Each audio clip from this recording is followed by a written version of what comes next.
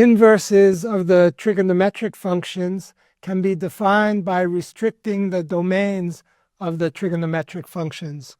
So we'll briefly talk about the inverse of the cosine and the sine functions, and then talk a little bit more about the inverse of the tangent function.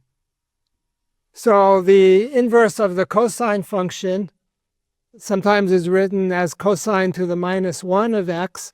In this course, I'll use the notation arccosine of x. The inverse of the sine function, sometimes written as sine to the minus 1 of x, and I'll use the notation arcsine of x. The most important function, I think, is the inverse of the tangent function. So we have the tangent function inverse, tan x, is equal to arctangent of x. So the nice thing about the arctangent is that because the tangent function goes to infinity, the tangent function itself is a sine divided by a cosine. So the tangent function goes to infinity when the cosine goes to 0. The cosine goes to 0 at minus pi over 2 and pi over 2. So what that translates to is that the limit as x goes to, say, minus infinity of the arctangent of x is the value of x where the tangent goes to minus infinity. So that would be minus pi over 2. So it has a horizontal asymptote as x goes to minus infinity at minus pi over 2. And then the opposite limit as x goes to plus infinity of the arctangent of x is equal to plus pi over 2, because the tangent of pi over 2 goes to infinity. Let's look at a graph of the tangent and the arctangent. Here is a graph of y equals tangent x and y equals arctangent x.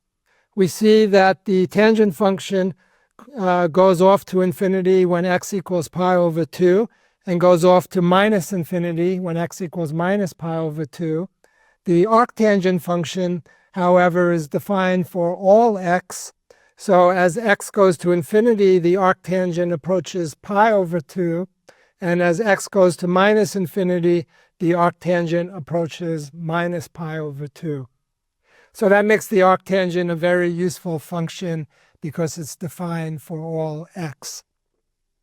Occasionally, we will see a combination such as sine of the arctangent of x, or something like cosine of arctangent of x, or other functions such as this, where we have a regular trigonometric function of a inverse trigonometric function.